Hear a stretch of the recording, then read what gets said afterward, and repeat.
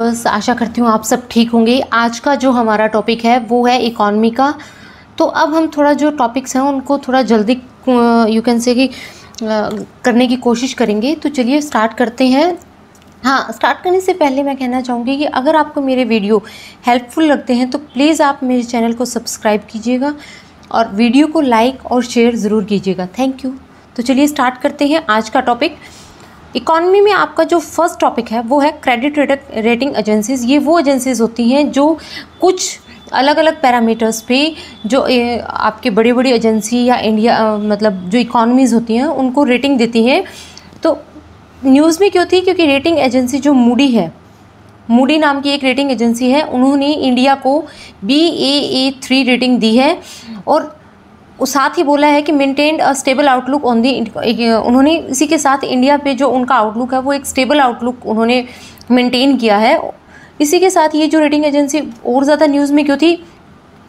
पता चला है कि जो इंडिया की सॉवरेन क्रेडिट रेटिंग है, ये देखिए, other research shows that India sovereign credit rating could be downgraded due to the impact of climate change and the rise in temperature volatility by the 2030। मतलब 2030 तक इंडिया की जो sovereign credit rating है उसमें कुछ ना कुछ डाउनफॉल हो सकता है। वो क्यों?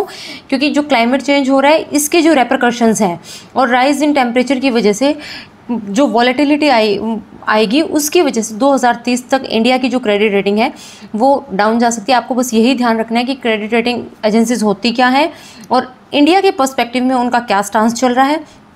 अब देखिए रीज़न क्या है, होगी तो क्लाइमेट की वजह से, लेकिन इसके पीछे रीज़न क्या है कि this is delay in green investment. मतलब ग्रीन इन्वेस्टमेंट की तरफ लोग जो है वो मतलब इकॉनमीज जो है वो इतना ज़्यादा इन्वेस्टमेंट नहीं कर रही है और कर रही है तो काफ़ी डिले कर रही है। तो delay in green investment which later increases the borrowing cost for nations and subsequently increase date.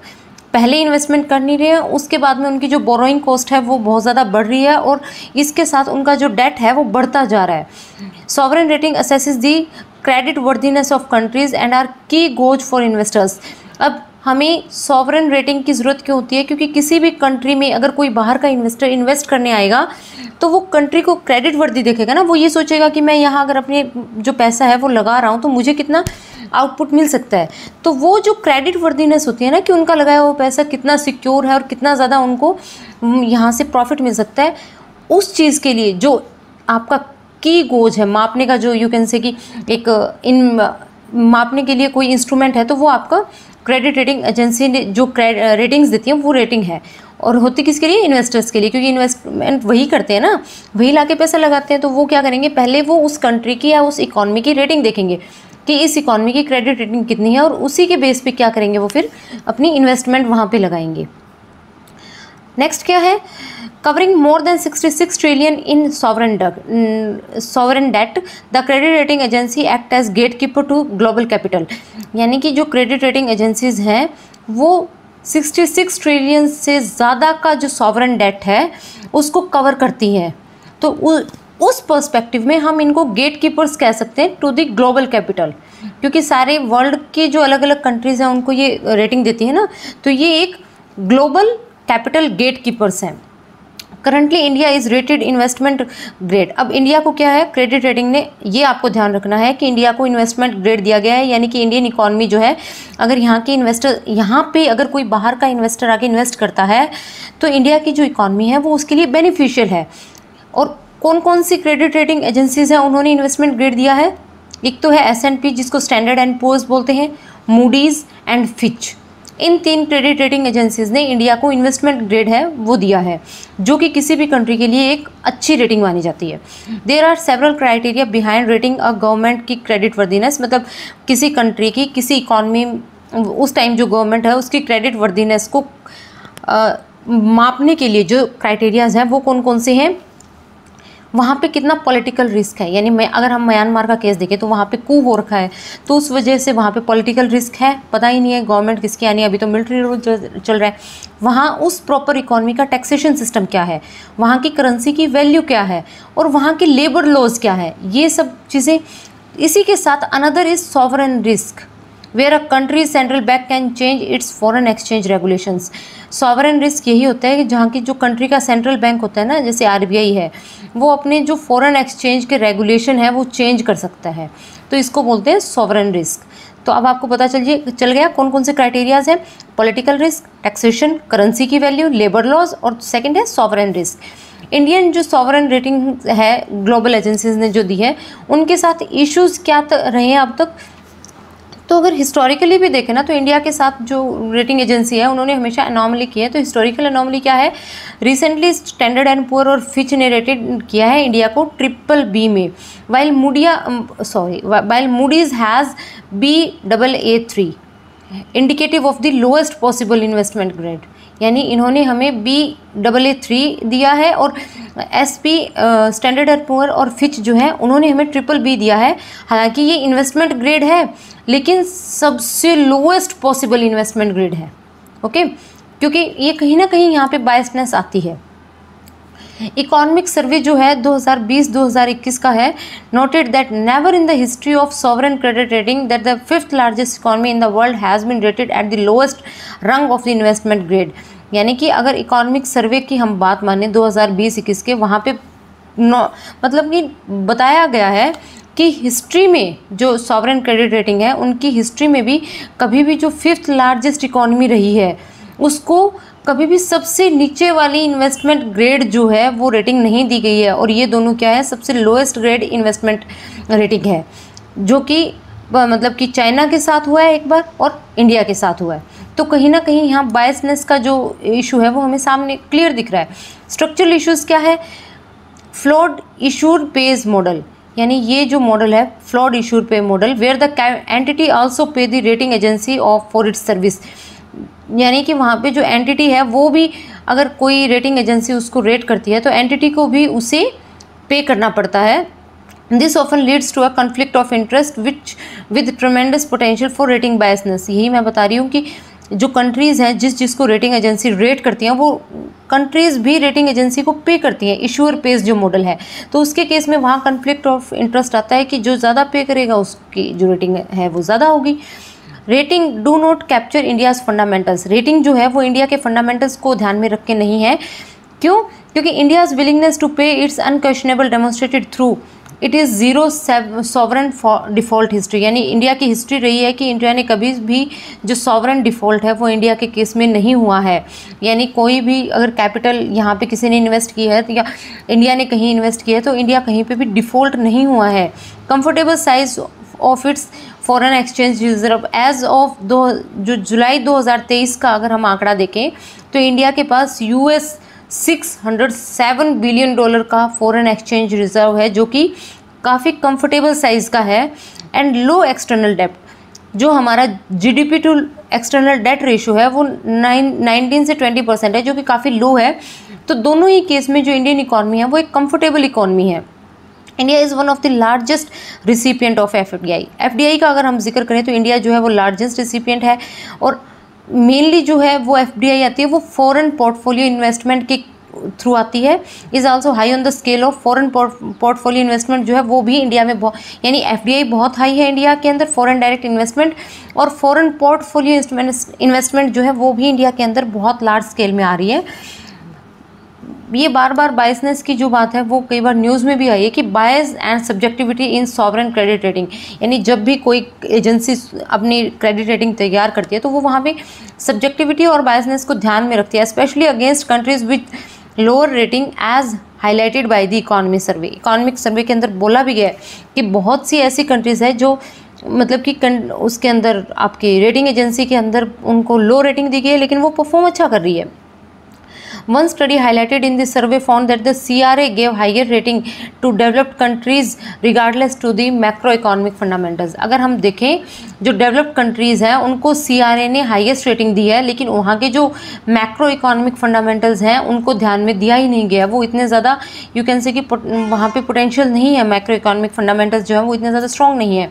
Pro cyclical nature of credit rating, जो आपकी क्रेडिट रेटिंग्स हैं वो हमेशा प्रो साइक्लिकल नेचर की हैं, can have a potentially adverse impact on economies and can effect equity and debt foreign portfolio investment flows और developing countries causing damage and worsening crisis वही है। अगर कोई अच्छी खासी कंट्री है, उसकी रेटिंग है वो डाउन कर रहे हैं, तो उसके केस में उस कंट्री के अंदर एफपीआईज कम आएंगी और वहाँ पे जो दूसरे कोई कंट्रीज़ हैं वो अपनी जो इक्विटी है वो कम वहाँ पे लगाएंगे, तो उस केस में वो जो कंट्री है उसमें उसको डैमेज होगा डेवलपिंग कंट्री को, और वहाँ के जो क्राइसिस है वो और ज़्यादा बढ़ते जाएंगे। नेक्स्ट है इसमें कि जो ग्लोबल आपका रेगुलेटरी सिस्टम है वहाँ पे कंप्लीट मतलब रेगुलेटरी वॉइड है, यानी वहाँ पे एक यू कैन से कि वहाँ पे वैक्यूम क्रिएट हो रखा है, कोई भी वहाँ पे उसको रेगुलेट करने के लिए है ही नहीं। Lack of transparent mechanism to disclose more information on how decision have been made by CRAs।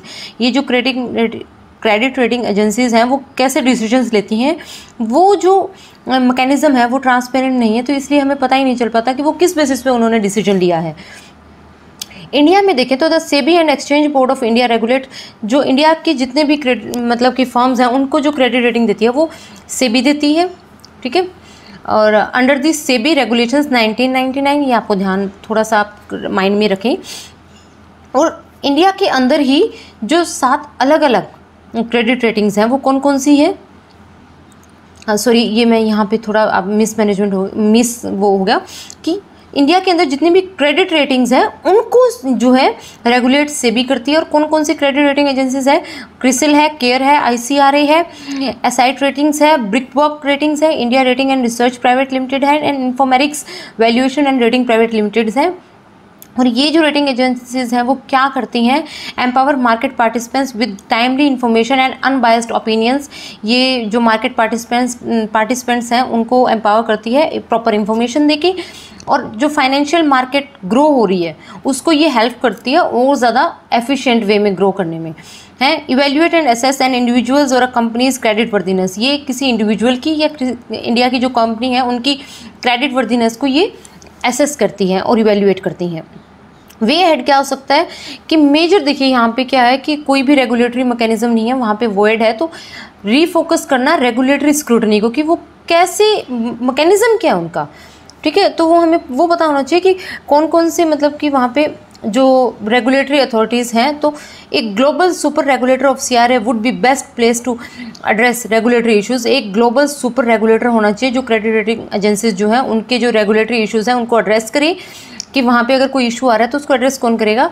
और ग्लोबल रेगुलेटर है where emerging market and developing economies would be adequately represented, would complement and activities of national regulators। वहाँ पे जो है emerging market है कोई भी, या फिर developing जो economies हैं जिनको हमेशा ही क्या कहते हैं, उनके केस में जो biasness शो होती है, तो उनके जो representatives हैं वो भी वहाँ पे हों। Reducing dependency on credit rating in regulation, जो रेगुलेशंस वो जिस रेगुलेशंस पे वो बन रही हैं वहाँ पे जो उनकी डिपेंडेंसी है वो क्रेडिट रेटिंग्स पे डिपेंड ना हो। There is a need for mechanism to determine capital requirements that suffer less from the procyclicality and contagion sensitivity of the rating. Means कि ऐसा मैकेनिज्म हो जो कि आपका डिटरमाइन करे जो हमें मतलब कितनी कैपिटल की रिक्वायरमेंट है, ताकि वहाँ पे जो है प्रोसाइक्लिसिटी के अगर कोई यू कैन से हो रहा है तो वहाँ पे कम लॉस हो, और जो भी सेंसिटिव आपके कंटेजियन है, कंटेजियन की जो सेंसिटिविटी है उसकी भी जो रेटिंग है वो भी यू कैन से कि उसका भी जो सफरिंग है वो कम हो। Long term rating agency should be compelled to make more explicit long term credit analysis. The relative short term perspective of the ratings can be misleading, यानी उनको जो अपनी रेटिंग है वो लॉन्ग टर्म होनी चाहिए, क्योंकि जो शॉर्ट टर्म आपकी रेटिंग्स हैं वो कहीं ना कहीं मिसलीडिंग होती है। Improving transparency of CRA methodologies, यानी क्योंकि अभी तक किसी को पता ही नहीं है कि वो किस मेथोडोलॉजी पे काम कर रहे हैं, तो वो जो मेथोडोलॉजीज हैं वो ट्रांसपेरेंट होनी चाहिए, लेस सब्जेक्टिव होनी चाहिए, बेटर अट्यून्ड होनी चाहिए, और मतलब कि पता ना चला जो उनकी प्रोसेसिंग है, जो उनकी वर्किंग है, उससे जो इकॉनमी है उसके फंडामेंटल्स का पता चलना चाहिए। और ये सब कहाँ दिया हुआ है, ये हमारा जो इकोनॉमिक सर्वे है 2020-21 का उसमें कंप्लीट दिया हुआ है। ICRR incremental cash reserve ratio, ये क्या होता है, जो रिजर्व बैंक ऑफ इंडिया है अभी उन्होंने ये बोला है कि बैंक को कि आपको एक ICRR मेंटेन करना है, और वो है 10%, इतना मेंटेन करना है। एक टर्म है इसमें यूज़ होएगी वो हम अभी देख लेते हैं, NDTL net demand and time liability. आपको पता होगा कि NDTL shows the difference between the sum of demand and time liabilities, यानी कि कितना आपके पास सम डिपॉजिट है और कितना एक टाइम के बाद में आपको डिपॉजिट किसी को देना है, उनके बीच में जो डिफरेंस है ऑफ द बैंक का विद द पब्लिक और the other bank and the deposit in the form of asset held by the other bank. और उस बैंक का कोई भी डिपॉजिट है जो उस बैंक का किसी और बैंक में एज अ एसेट है तो वो भी उसमें इंक्लूड होता है। ठीक है, CRR कैश रिजर्व रेशो और इंक्रीमेंटल कैश रिजर्व रेशो अगर हम देखें क्या होता है कि कैश रिजर्व रेशो तो होता है share of banks net demand and liabilities that is mandated by the reserve bank of India. ये जो है ये बैंक की net demand and time liability है जो कि मतलब कि जो कैश रिजर्व रेशो है ना वो मैंडेटरी है बैंक के पास मेंटेन करना, और वो मैंडेटरी किसने किया है? RBI ने। और ये किसकी फॉर्म में होगा? लिक्विड कैश की फॉर्म में। ओके, और RBI का जो एक्ट है RBI एक्ट 1934 उसमें RBI ने मैंडेटरी किया था कि जितने भी शेड्यूल्ड कमर्शियल बैंक्स हैं वो जिसमें इंक्लूड कौन से होते हैं आपके public private sector bank, foreign bank, regional rural bank और कोऑपरेटिव बैंक्स, वो सब CRR मेंटेन करेंगे। और इंक्रीमेंटल कैश रिजर्व रेशो क्या है?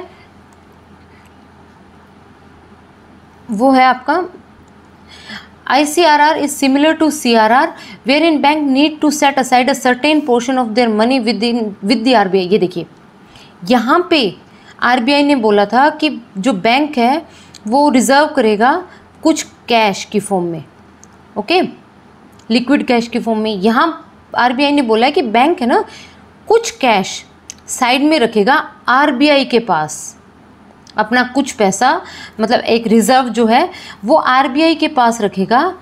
अब ये जो रिज़र्व है उस पर उन्हें कोई इंटरेस्ट नहीं मिलेगा, they do not earn any interest on it. RBI has the opinion to impose ICRR in addition to this CRR। और ये नहीं है कि आपको कैश रिजर्व रेशो की जगह ICRR डालना है, CRR अलग होगा, ICRR अलग होगा। ओके, ये आपको ध्यान रखना है कि ये RBI के पास होगा मनी की फॉर्म में और इस पे उन्हें कोई भी इंटरेस्ट नहीं मिलेगा। क्योंकि देखिए प्री में क्वेश्चन आ जाता है कि ICRR RBI के पास रखा जाएगा और RBI उनको आपके रिटर्न में क्या देगी? कुछ इंटरेस्ट पे करेगी, और जो होता भी है मोस्टली केसेस में, लेकिन यहाँ पे कोई भी इंटरेस्ट नहीं मिलेगा। For instance, the RBI asked bank to maintain ICRR of 10% on the increase of their deposit between May 19 and July 28 due to discontinuation of the 2000 के नोट्स। यानी 19 मई से 28 जुलाई 2023 के बीच में जब 2000 के नोट जो हैं वो डिसकंटिन्यू किए गए थे, तब RBI ने ये बोला कि आपको बैंक को यानी कि जो ICRR है वो 10% है, वो डिपॉजिट की फॉर्म में मतलब कि मेंटेन करना होगा। This implies that bank must maintain both, यानी यहाँ दिया गया था जो बैंक है वो दोनों मेंटेन करेंगे, क्या? CRR भी और ICRR भी। अब ये अप्लाई कैसे होगा? देखो, और सिर्फ अगर हम CRR के एप्लीकेशन की बात करें तो अगर बैंक के पास 19 मई तक जितनी भी net demand and time liabilities हैं उन पे 4.5% का CRR, जो कि पहले कहा हुआ है कि CRR जो है वो 4.5% होगा, तो उन net demand and time liabilities का जो 4.5% है, फॉर एग्जांपल आप मान लीजिए कि बैंक के पास अगर 100 रुपये हैं NDTL में, तो उसका 4.5% यानी 4.4 रुपये जो है वो बैंक क्या करेगा? अपना लिक्विड की कैश की फॉर्म में रख लेगा, है। और ये भी कहाँ मेंटेन होगा? RBI के पास। अब तक तो हम CRR की बात करें, अब अगर हम बात करें ICRR और CRR दोनों की, यहाँ पे 19 मई के बाद वो वही सेम प्रोसीजर चल रहा है। यहाँ पे CRR के फॉर्म में तो क्या था? 4.5 रुपये ही बैंक, अगर दोनों के केस में अगर बैंक के पास 100 रुपये हैं तो बैंक क्या करेगा? 4.5 रुपये अपने CRR की फॉर्म में डिपॉजिट रखेगा कैश। लेकिन अगर हम बात करें ICRR का तो यहाँ पे क्या होगा? अगर जो net demand and time liabilities जितनी बढ़ी हैं 19 मई से 28 जुलाई के बीच में, यहाँ पे 10% है वो ICRR जो है वो भी यू कैन से बैंक अपने पास रखेगा। तो ये 4.5% CRR और 10% ICRR, और ये दोनों बैंक क्या करेगा? कैश की फॉर्म में RBI को देगा। लेकिन इसके बदले में RBI कोई भी इंटरेस्ट बैंक को नहीं देगी। और ICRR की ज़रूरत क्यों पड़ी बैंक को? लिक्विडिटी को मैनेज करने के लिए, टू मैनेज लिक्विडिटी। एक मतलब अब देखा गया कि जो रिसेंट टाइम में मार्केट के अंदर जो लिक्विडिटी थी बहुत ज़्यादा इंक्रीज़ हो गई थी। किसकी वजह से? क्योंकि गवर्नमेंट ने बहुत ज़्यादा स्पेंड किया था, फॉरेन इनफ्लोज काफ़ी ज़्यादा आ रहे थे, और 2000 के जो नोट हैं वो भी बहुत ज़्यादा मतलब विड्रॉ किए गए थे। तो इनके केस में जो मार्केट में लिक्विडिटी थी वो बढ़ गई थी, तो उस लिक्विडिटी को कंट्रोल करने के लिए ये ICRR इम्पोज किया गया। Estimate suggest that ICRR will pull out somewhere 20,000 to 40,000 crore from the system. यानी ICRR की फॉर्म में इकॉनमी से 20 से 40 हज़ार करोड़ का जो पैसा है वो RBI ने मतलब बैंक के थ्रू RBI के पास रखा गया है। अगर पैसा मार्केट में ज़्यादा आएगा तो महंगाई बढ़ेगी, तो इन्फ्लेशन को कंट्रोल करने के लिए इंडिया का जो रिटेल इन्फ्लेशन है वो 7.5% के आसपास बढ़ा हुआ था जुलाई के अंदर। अगर उसको हम जून से कंपेयर करें तो जून में 4.9% था, जुलाई में 7.5%। क्यों? क्योंकि उस टाइम में 2000 के जो नोट हैं वो बंद हो गए थे, तो उस वजह से मार्केट में काफ़ी ज़्यादा कैश सर्कुलेट हो रहा था। तो एक टाइटर मॉनेटरी पॉलिसी की फॉर्म में मतलब की ज़रूरत थी कि मॉनेटरी पॉलिसी को टाइट किया जाए, तो टाइट तभी होगी जब मार्केट से जो लिक्विड है उसको एब्जॉर्ब किया जाए, और वो इसी फॉर्म में एब्जॉर्ब किया गया। नेक्स्ट था बैंकिंग रिजिलियंस को इंक्रीज। CRR प्रोटेक्ट्स बैंक इन अनसर्टेन टाइम्स, यानी कोई भी बैंक करप्टेंसी या ऐसा कुछ इशू आता है तो इंक्रीज जो CRR है वो बैंक को बचा लेता है उस टाइम में, क्योंकि वो एक एज अ बफर काम करता है, which can be use in case of external और internal economic shocks. Okay, for instance the incremental CRR increase protection against the potential threat of bank run.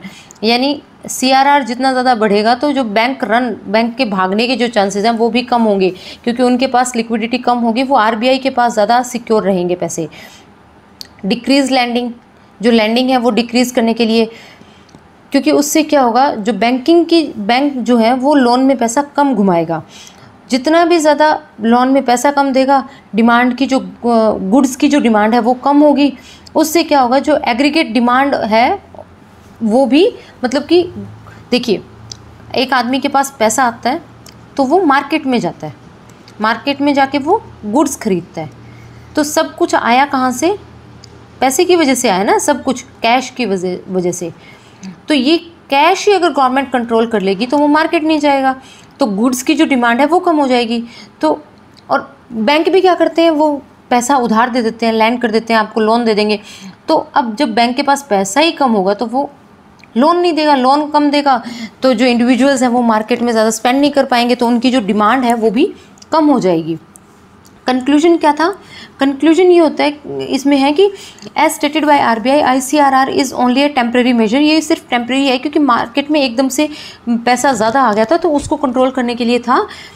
That is aim to be a non disruptive way of dealing with the issue of excess liquidity in the, वही बात कि access liquidity आ गई थी, उसको मतलब कि control करना था, और वो भी किसकी फॉर्म में? नॉन डिसरप्टिव फॉर्म में, ताकि कुछ इश्यूज़ भी ना हो। अब यहाँ पे एक बैंक रन का जो केस है वो क्या है?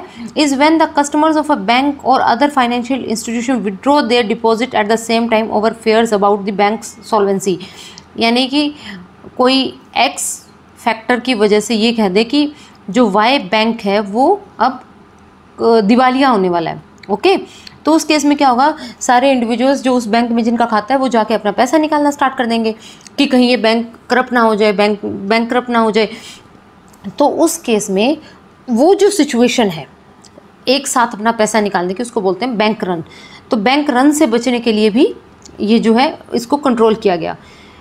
एक्सेस लिक्विडिटी को मैनेज करने के लिए, जिसको हम कहीं ना कहीं टाइटर मॉनेटरी पॉलिसी भी बोलते हैं, कौन कौन से टूल्स हैं? स्टैंडिंग डिपॉजिट फैसिलिटीज़ SDF है वो अलाउ करती है RBI को, जो क्या करेगी, जो एक्सेस लिक्विडिटी है उसको एब्जॉर्ब कर लेगी बैंक से और उसको गवर्नमेंट को नहीं देगी। ओके, मतलब कि ये नहीं है कि वो मतलब कि गवर्नमेंट की सिक्योरिटी की फॉर्म में मतलब कि वो लेगी, वो डायरेक्ट क्या करेगी, बैंक से कुछ टाइम के लिए लिक्विडिटी एब्जॉर्ब कर लेगी। नेक्स्ट है altering repo and reserve repo rates. Reserve repo और रेपो रेट्स को ऑल्टर करने से क्या होगा, बैंक्स जो हैं वो क्या करेंगे, अपना जो उनका लैंडिंग रेट्स है उनको मतलब कि वो भी बढ़ेंगे घटेंगे, जिसकी वजह से उनके पास जो अमाउंट ऑफ रुपीज़ है वो बढ़ेगा घटेगा, तो वो कम पैसा जो है वो लोन में घुमा सकेंगे। ओपन मार्केट ऑपरेशन, OMO जो है वो रेफर करता है सेल और परचेज ऑफ गवर्नमेंट सिक्योरिटी, यानी कि 50 लाख करोड़ की गवर्नमेंट सिक्योरिटी मार्केट में डाल दी और 50 लाख करोड़ रुपए जो है वो गवर्नमेंट ने सिक्योरिटी के फॉर्म में वहाँ से उठा लिए। ओके, तो क्या हुआ, एक पेपर इशू किया और उस पेपर के बदले सरकार ने 50 लाख करोड़ जो कैश है वो मार्केट से उठा लिया। तो ओपन मार्केट ऑपरेशंस ये होते हैं। वेज एंड मीन्स एडवांसेस, ये टेम्प्रेरी लोन फैसिलिटी होती है सेंट्रल और स्टेट गवर्नमेंट्स को, मतलब कुछ टाइम के लिए सेंट्रल गवर्नमेंट हो या स्टेट गवर्नमेंट हो उनको लोन दे दिया जाता है। ओके, नेक्स्ट है स्टार्टअप्स इन इंडिया, ये काफ़ी इंपॉर्टेंट है मेंस के अकॉर्डिंग। ओके, जो पार्लियामेंट्री स्टैंडिंग कमेटी है ऑन कॉमर्स, उन्होंने रिसेंटली एक रिपोर्ट पेश की थी जिसका नाम था ecosystem of startup to benefit India. Ecosystem of startup to benefit India. अब स्टार्टअप की जो डेफिनेशन है वो क्या है, कंपनी और entity will be referred to as a startup if it fulfils certain criteria parameter given by department of, जो आपका department of promotion of industry and internal trade है, और ये किसके अंदर आता है, ministry of commerce and industry, ये ध्यान रखिएगा। Department of promotion of industry and internal trade जो है वो ministry of commerce and industry के अंडर आता है। उन्होंने कुछ क्राइटेरिया बताए, अगर कोई भी कंपनी इन क्राइटेरियाज़ को फुलफिल करती है तो वो एक स्टार्टअप होती है। कंपनी की एज, जो कंपनी है वो 10 साल से ज़्यादा पुरानी नहीं होनी चाहिए। कब से, डेट ऑफ इनकॉर्पोरेशन से। ओके, नेक्स्ट है कंपनी का type, incorporated as a private limited company, वो जो कंपनी है उसको मतलब जहाँ पे उसका रजिस्ट्रेशन या जो भी है वो प्राइवेट लिमिटेड कंपनी की फॉर्म में होना चाहिए। अ रजिस्टर्ड पार्टनरशिप फर्म और अ लिमिटेड लाइबिलिटी पार्टनरशिप, या तो प्राइवेट लिमिटेड कंपनी या रजिस्टर्ड पार्टनरशिप फर्म और अ लिमिटेड लाइबिलिटी पार्टनरशिप, इनकी फॉर्म में होना चाहिए। एनुअल टर्नओवर की बात करें तो उनका जो एनुअल टर्नओवर है, annual turnover should have an annual turnover not exceeding 100 crore, 100 crore से ज़्यादा का एनुअल टर्नओवर नहीं होना चाहिए किसी भी फाइनेंशियल ईयर का, उसके इनकॉर्पोरेशन के बाद का। ओरिजिनल एंटिटी, जो एंटिटी है वो ये नहीं है कि किसी पुरानी जो पुराना बिजनेस था उसी को स्प्लिट करके अब एक नया बिजनेस बना दिया और अब ये बोल दिया कि स्टार्टअप है। ओरिजिनल होनी चाहिए, किसी पहले के बने बनाए बिजनेस का एक स्प्लिट पार्ट नहीं होनी चाहिए। Innovative and scalable, should work toward development और इम्प्रूवमेंट ऑफ अ प्रोडक्ट, वो किसी प्रोडक्ट की डेवलपमेंट या इम्प्रूवमेंट की तरफ, यानी कि वही इनोवेशन होना चाहिए, उसमें कुछ नया होना चाहिए। और वो जो सर्विसेज है या प्रोसेस है वो एक स्केलेबल बिजनेस होना चाहिए, मतलब कि उसका जो मॉडल है वो स्केलेबल बिजनेस मॉडल होना चाहिए with high potential for creation of wealth and employment, जिसका जो पोटेंशियल है वो क्रिएशन ऑफ वेल्थ और एम्प्लॉयमेंट पे हो, मेन फोकस। नेक्स्ट है initiative launch to promote startup, startup को प्रमोट करने के लिए कौन कौन से इनिशिएटिव्स लिए गए हैं। स्टार्टअप इंडिया जो कि 2016 में लॉन्च किया गया था, ministry of commerce and industry के अंडर था। अब इसमें क्या था, startup India investor connect portal, ये पोर्टल एक एस्टैब्लिश किया गया था और ये जो सिडबी है उसके अंडर जो है ये portal connect portal, startup India investor connect portal जो है वो सिडबी के अंडर डेवलप किया गया था ताकि स्टार्टअप जो इकोसिस्टम है उसको बूस्ट मिल सके। Other funding mechanism, startup India seed fund जो है ये स्कीम 2021 में लाई गई थी स्टार्टअप्स को एक फंड अवेलेबल करवाने के लिए। नेक्स्ट था fund of funds for startup scheme, ये 2016 में आई थी। एक SI था और एक था FFS। तो ये जो स्कीम्स थी ये स्टार्टअप को फंड अवेलेबल करवाने के लिए चलाई गई थी। नेक्स्ट था credit guarantee scheme for startups, मतलब कि वो जो स्टार्टअप अगर कोई लगा रहा है तो उसको क्रेडिट की गारंटी देने के लिए स्कीम लाई गई थी उस 2022 में। प्लेटफॉर्म कौन से थे जो फैसिलिटेट करवा रहे थे स्टार्टअप्स को, national initiative for developing and harnessing innovations by the department of science and technology, DST ने NIDHI का निधि जो पोर्टल है निधि जो प्लेटफॉर्म है वो प्रोवाइड किया था, किसने, DST ने 2016 में।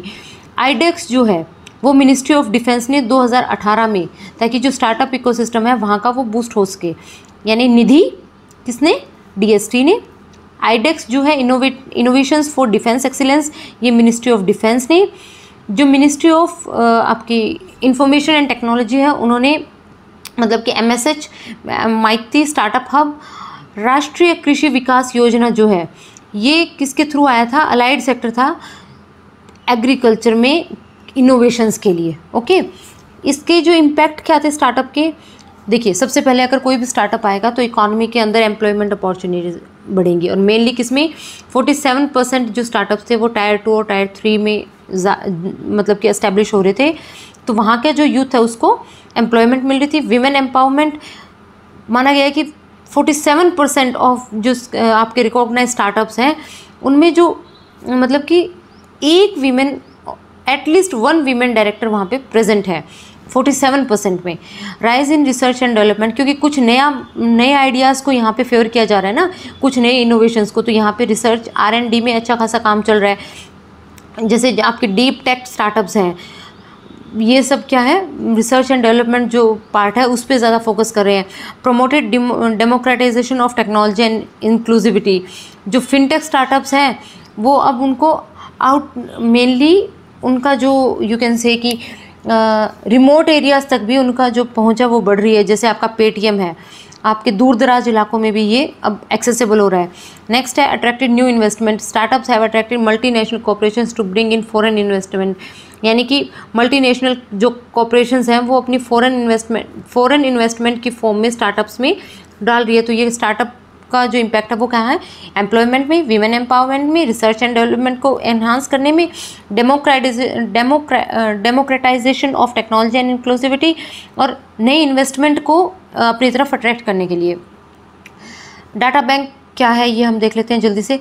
3rd largest startup ecosystem of the world in India, ये जो है इंडिया के अंदर वर्ल्ड का 3rd लार्जेस्ट स्टार्टअप इकोसिस्टम है, जिसमें यहाँ पे क्या है 98,000 जो स्टार्टअप्स हैं 2023 में, एज़ कम्पेयर टू 2016 में सिर्फ आपके 428 स्टार्टअप थे।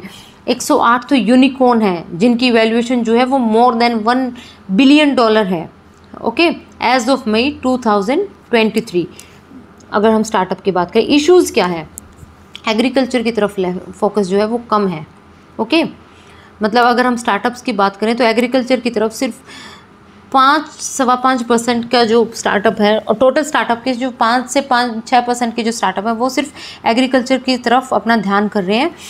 जो IPR की तरफ यू कैन से अगर ध्यान दे तो जो IPR है वो काफ़ी लो है, लो इंटेलेक्चुअल प्रॉपर्टी राइट्स, क्योंकि सिर्फ 11% ही जो है इन स्टार्टअप से एप्लीकेशंस आई हैं पेटेंट के लिए। Flipping, registering in a foreign country. The Economic Survey 2023 highlighted that flipping trend due to more access to overseas debt, eliminating the risk of angel tax, better IP protection. क्या कर रहे हैं कि जो companies है उनको जो रजिस्ट्रेशन है उनका फॉरेन कंट्रीज़ में करवा रहे हैं, ताकि उनको फॉरेन ओवरसीज डेट है वो उसका एक्सेस हो सके। वो मतलब कि कुछ अलग अलग टाइप के जो आपके एंजल टैक्स वगैरह है उनका जो रिस्क है वो एलिमिनेट हो सके, जो उनके इंटेलेक्चुअल प्रॉपर्टी राइट्स हैं उनको प्रोटेक्शन मिल सके। Low utilization of income tax exemptions, यानी वो क्या कर रहे हैं, जो इनकम टैक्स एग्जेम्पशन सरकार दे रही है उनका यूटिलाइजेशन कम कर रहे हैं। सिर्फ 1% ही जो स्टार्टअप है उनके पास जो सर्टिफिकेट ऑफ एलिजिबिलिटी है इनकम टैक्स के द्वारा जो सर्टिफिकेट दिया जाता है वो है, okay. This section allows recognise startup 100% tax exemptions for 3 consecutive profit making years. अगर वो प्रॉपर अपना यू कैन से सर्टिफिकेशन करवाते हैं तो उनको 3 साल के लिए 100% टैक्स एग्जेम्पशन मिलता है। लैक ऑफ इंफ्रास्ट्रक्चर सपोर्ट, अब इन इकोसिस्टम के केस में जो इंफ्रास्ट्रक्चर सपोर्ट है वो काफ़ी कम देखी जा रही है। इसकी वजह से क्या हो रहा है कि ये जो हार्डवेयर प्रोडक्ट्स वगैरह है इनमें इश्यूज़ आ रही है यू कैन से स्टार्टअप को अब आगे चलने के लिए।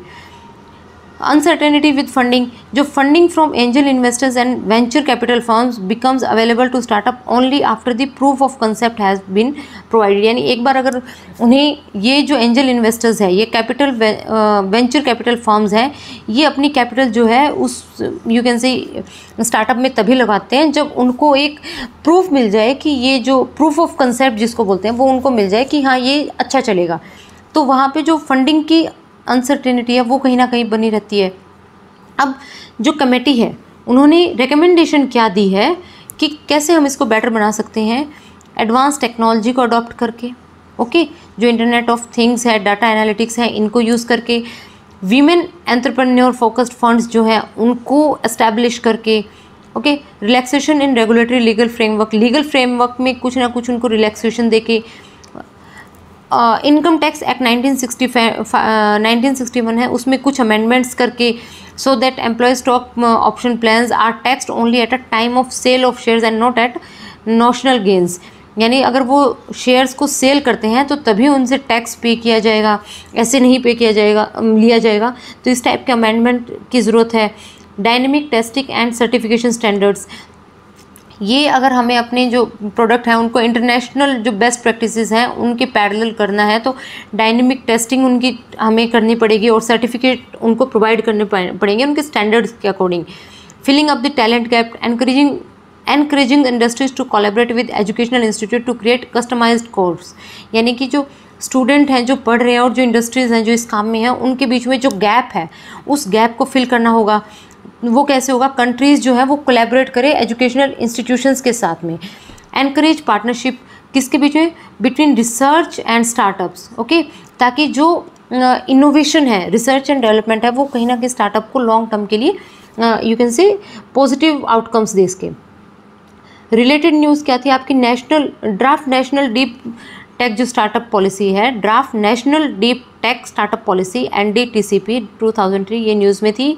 ये डीप टेक स्टार्टअप क्या है? ये deep tech startup typically produces a solution along an unexplored pathway based on new knowledge, यानी ऐसे किसी प्रॉब्लम का जिसका मतलब सॉल्यूशन निकालना, और वो भी किसी ऐसे पाथवे से जो पहले एक्सप्लोर नहीं किया गया है, नई नॉलेज के बेस पे। और वो किस में होगा? आपका इंजीनियरिंग या साइंस डिसिप्लिन के अंदर ही होगा, जिसमें आप मल्टीपल जो डिसिप्लिन है उनकी नॉलेज को कंबाइन करके एक नया सॉल्यूशन निकालेंगे जो ऑलरेडी मतलब वो सॉल्यूशन कहीं पे एग्जिस्ट नहीं कर रहा है, इस टाइप से। Majority of them operate on a business to business model, ये मेनली जो आपके है डीप टेक स्टार्टअप जो है ये बिजनेस टू बिजनेस मॉडल पे आपके ऑपरेट करते हैं, जो कि इंडिकेट करते हैं their focus on serving enterprise clients and providing technology solutions tailored to specific industry needs. Okay, key highlights क्या है ड्राफ्ट NDTCP के? या वो है कि investment in basic and curiosity driven scientific research, मतलब ऐसे रिसर्च जहाँ पे क्यूरियोसिटी बहुत ज़्यादा हाई क्यूरियोसिटी है, उस टाइप की रिसर्च जो है वहाँ पे इन्वेस्टमेंट करना या बेसिक रिसर्च में इन्वेस्टमेंट करना। नेक्स्ट है स्ट्रेंथनिंग इंटेलेक्चुअल प्रॉपर्टी रिजीम, जो IPR रिजीम है उसको स्ट्रेंथ करना ताकि ज़्यादा से ज़्यादा पेटेंट आए। Encourage participation of public private industries specially MSME and startup to create an ecosystem for the development of cutting edge and dual use technologies, यानी कि MSMEs को पब्लिक प्राइवेट पार्टनरशिप जो इंडस्ट्रीज़ हैं उन सबको मिल के काम करने की ज़रूरत है ताकि जो उनके वेरियस आइडियाज़ हैं उनसे जो नई डेवलपमेंट हो वो कटिंग एज हो और ड्यूअल यूज टेक्नोलॉजी हो। Establishing frontier scientific infrastructure FSI को एस्टेब्लिश करना इन academic institution and research and development establishment, जो है आपके जितने भी एकेडमिक इंस्टीट्यूशंस हैं या रिसर्च एंड डेवलपमेंट एस्टेब्लिशमेंट्स हैं वहाँ पे फ्रंटियर साइंटिफिक इंफ्रास्ट्रक्चर जो है वो एस्टेब्लिश करना।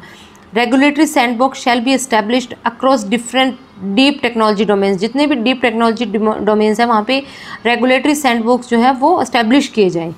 अब कैरेक्टरिस्टिक क्या है डीप टेक स्टार्टअप्स की? मेन है अनसर्टेनिटी, क्योंकि वहाँ पे जो आपकी टेक्निकल और साइंटिफिक नॉलेज इतनी ज़्यादा है और इतनी अनसर्टेन है कि वो कभी भी सक्सीड हो सकती है या कभी भी फेल हो सकती है। ओके, नेक्स्ट है multiple discipline. Multiple discipline means they produce a new solution to the existing issue by combining knowledge from multiple discipline. Okay, हाँ, ये मैंने आपको बताया कि अलग अलग जो डिसिप्लिन्स हैं, अलग अलग जो साइड्स हैं, उनको कंबाइन करके वो है वहाँ पे सॉल्यूशन निकालेंगे। Timeline and capital, they are characterise by the extending developing times and requires high capital intensity, क्योंकि अलग अलग आपकी जो है डिसिप्लिन को वो यूज़ करेंगे, जो अनएक्सप्लोर्ड पाथवे उनको यूज़ करेंगे तो वहाँ पे जो कैपिटल की इंटेंसिटी है वो भी हाई होगी। ओके, अर्ली स्टेज टेक्नोलॉजीज़ जो है वो इन्वॉल्व करती हैं साइंटिफिक और engineering advancement which are yet to be, मैंने बोला ना कि अलग से पाथवे वो एक्सप्लोर करेंगे, तो यानी ऐसी टेक्नोलॉजीज़ जो ऑलरेडी अभी नहीं हैं उनको कमर्शियल एप्लीकेशन के लिए निकालना। Focus area, they focus on science and technology, mainly focus किस पे कर रहे हैं? साइंस पे और टेक्नोलॉजी पे। Unlike non deep tech startup, जो नॉन डीप टेक स्टार्टअप्स हैं वो साइंस और टेक्नोलॉजी पे फोकस नहीं कर रहे हैं, ये मेनली फोकस कर रहे हैं साइंस एंड टेक्नोलॉजी पे, और जो इनका मेन फोकस है बिजनेस मॉडल्स के थ्रू। ओके, तो आज का जो हमारा पार्ट था वो यहीं तक था। कल हम CSR स्पेंडिंग इन इंडिया है इसको इंक्लूड करेंगे और आगे कंटिन्यू करेंगे। अगर आपको मेरे एफर्ट्स जो हैं हेल्पफुल लग रहे हैं तो प्लीज़ आप मेरे वीडियो को शेयर करें, सब्सक्राइब करें और लाइक करें। Thank you, have a nice day.